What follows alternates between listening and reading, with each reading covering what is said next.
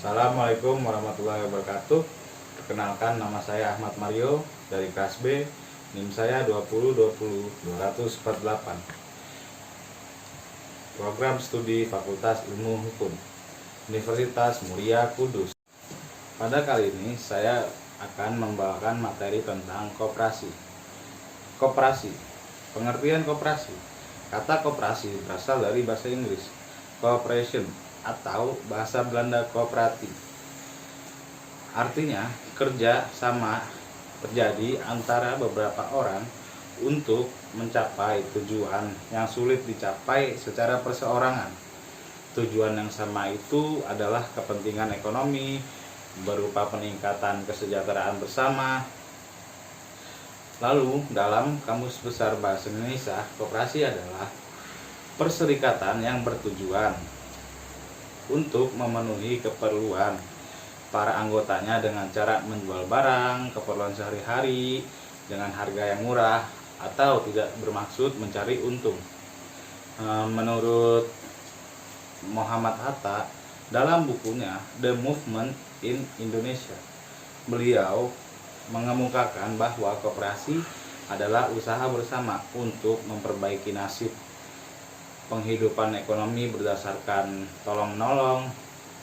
Mereka didorong oleh keinginan memberi jasa pada kawan.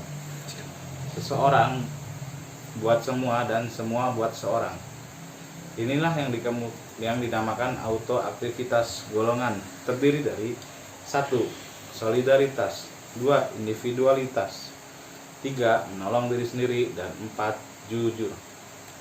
Dalam Undang-Undang Nomor 25 Tahun 1992 tentang Perkoperasian Indonesia, koperasi adalah badan usaha yang beranggotakan orang-seorangan atau badan hukum. Koperasi dengan melandaskan kegiatannya berdasarkan prinsip koperasi sekaligus sebagai gerakan ekonomi rakyat yang berdasarkan atas dasar asas kekeluargaan. Pengaturan koperasi. Yang 1, Undang-Undang Nomor 25 Tahun 1992 tentang Perkoperasian. Lalu yang kedua, Peraturan Pemerintah Nomor 4 Tahun 1994 tentang persyaratan dan tata cara pengesahan akta pendirian dan perubahan anggaran dasar koperasi. Yang ketiga, Peraturan Pemerintah Nomor 17 Tahun 1994 tentang pembubaran koperasi oleh pemerintah. Yang keempat, Peraturan Pemerintah Nomor 9 Tahun 1995 tentang pelaksanaan kegiatan simpan pinjam oleh koperasi. Yang kelima, Peraturan Pemerintah Nomor 33 Tahun 1998 tentang modal penyertaan pada koperasi. Yang keenam, Surat Keputusan Menteri Negara Koperasi dan PKM Nomor 19 /Menek/3/2000 tentang pedoman kelembagaan dan usaha koperasi. Lalu yang ketujuh, Surat Keputusan Menteri Negara Koperasi dan PKM Nomor 19/Menek/3/1998 tentang pedoman pelaksanaan penggabungan dan pelaburan koperasi.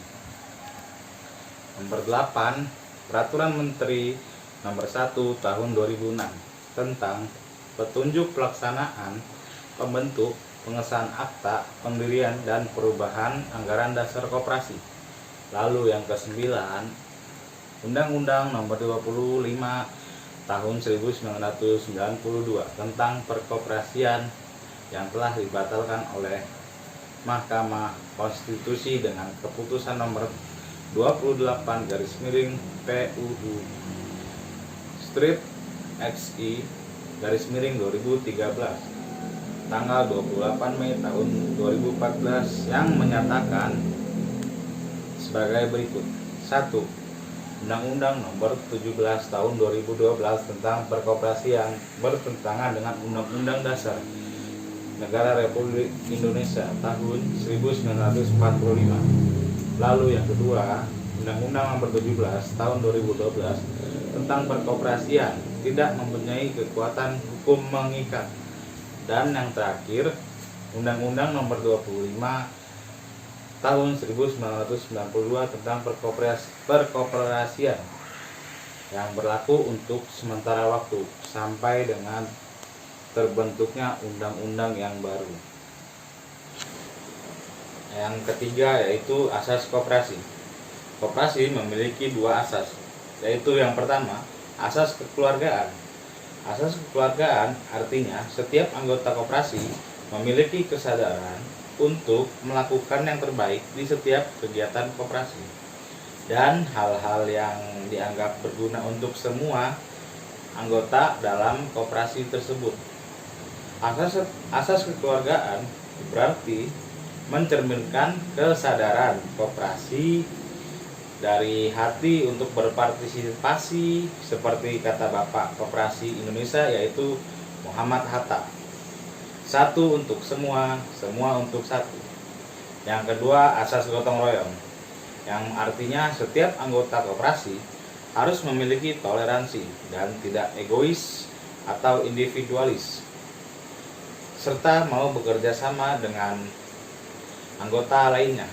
Asas gotong royong ini berarti dalam koperasi terdapat kesadaran bekerja sama dan tanggung jawab bersama, tidak memikirkan diri sendiri.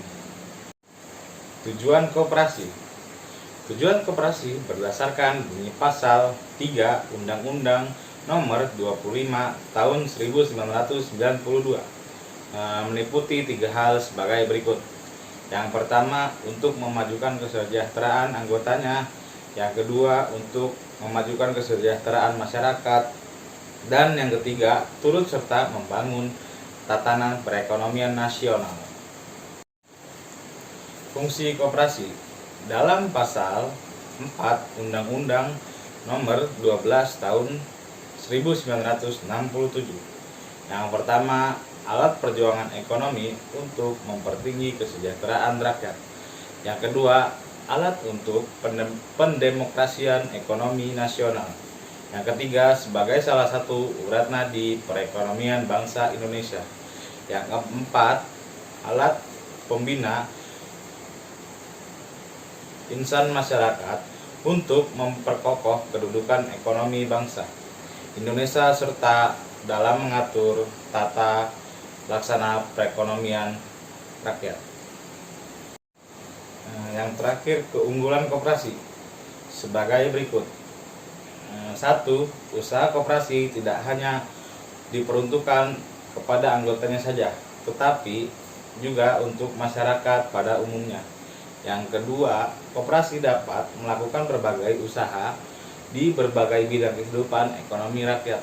Yang ketiga, sisa hasil usaha atau SHU yang dihasilkan koperasi dibagikan kepada anggota sebanding dengan jasa usaha masing-masing anggota. Yang keempat, mendapat bimbingan dari pemerintah dalam rangka mengembangkan koperasi. Lalu yang kelima, mendapat kesempatan usaha yang seluas-luasnya dari pemerintah.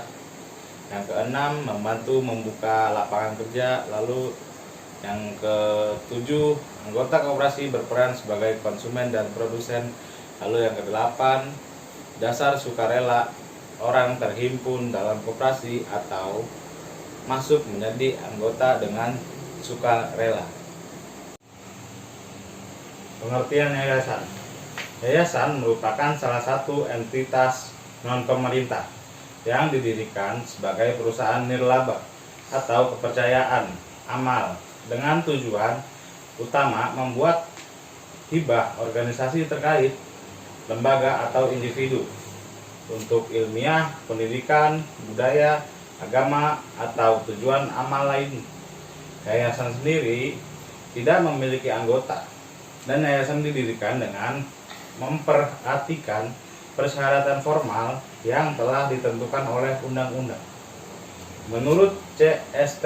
Kansil dan Christine S.T. Kansil, yayasan merupakan salah satu badan hukum yang melakukan kegiatan dalam bidang sosial. Menurut Ahmad Ihsani, yayasan itu tidak memiliki anggota.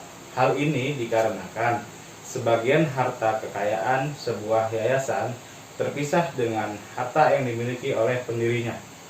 Sebagian harta yang telah disumbangkan untuk yayasan menjadi kekayaan yayasan, serta digunakan dalam memajukan bidang sosial, keagamaan, dan sebagainya.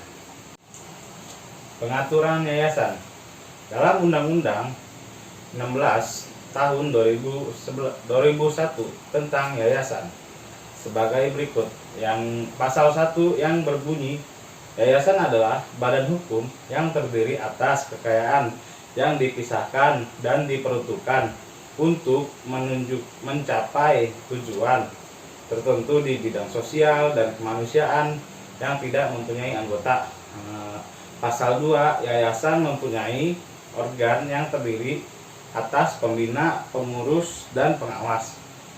Dan menurut UUY pasal 101, yayasan yakni berbagai badan hukum yang terdiri dari kekayaan yang dipisahkan dan diperuntukkan demi mencapai tujuan tertentu di bidang sosial, keagamaan, kemanusiaan yang tidak mempunyai anggota. Asas-asas yayasan sebagai berikut. Yang pertama, asas kekeluargaan. Yang kedua, asas sosiologi. Yang ketiga, asas keterbukaan. Yang keempat, ultra virus. Terdapat juga asas fiduciary duty. Fungsi dan tujuan yayasan. Yang pertama, mencapai tujuan di bidang sosial, keagamaan, dan tujuan kemanusiaan di mana tertuang dalam pasal 1 angka 1 Undang-Undang Yayasan. Yang kedua, maksud dan tujuan yayasan wajib dicantumkan dalam anggaran dasar yayasan di mana termuat dalam pasal 14 ayat 2 huruf B Undang-Undang Yayasan. Yang ketiga, maksud dan tujuan mempunyai sifat sosial, keagamaan, dan kemanusiaan yang tertuang dalam pasal 3 ayat 2 Undang-Undang Yayasan. Keunggulan yayasan. Yayasan memiliki keunggulan dalam membantu masyarakat, terutama melalui 3 bidang. Yayasan seperti yang saya jelaskan di bawah ini. Di bidang sosial, yayasan yang bergerak pada bidang ini biasanya berfokus pada basis kegiatan sosial, seperti mendirikan lembaga formal maupun informal, misal seperti panti asuhan, panti jompo, rumah sakit, poliklinik, laboratorium yang bergerak dalam bidang penelitian, ilmu pengetahuan, dan teknologi, serta lembaga yang tugasnya membantu masyarakat dalam mengatasi permasalahan sosial yang ada. Yang kedua, bidang kemanusiaan. Yayasan ini memiliki tujuan untuk meringankan beban masyarakat yang mencakup permasalahan tentang kemanusiaan. Yayasan dengan bidang kemanusiaan banyak membantu masyarakat pada lokasi bencana alam seperti pengungsi, tunawisma, gelandangan, dan fakir miskin. Bantuan yang diberikan selain dalam bentuk material, juga yayasan memberikan bantuan pelatihan skill sehingga kelak fakir miskin, gelandangan, dan tunawisma dapat menggunakan keahlian tersebut untuk mendapatkan penghasilan. Dalam hal lain, yayasan ini juga memberikan perlindungan terhadap konsumen dan lingkungan hidup. Selain hal untuk membantu mencapai tujuannya di bidang yayasan ini mendirikan rumah duka dan rumah singgah. Yang ketiga, di bidang keagamaan. Yayasan yang bergerak dalam bidang ini memfokuskan kegiatannya pada kegiatan yang berbasis religius seperti mendirikan pondok pesantren, madrasah, pengelolaan sarana beribadah, JIS atau yang disebut zakat, infak, dan sedekah, serta kegiatan yang bersifat syiar agama. Sekian dari saya, Ahmad Mario. Jika ada salah kata mohon dimaafkan. Wassalamualaikum warahmatullahi wabarakatuh.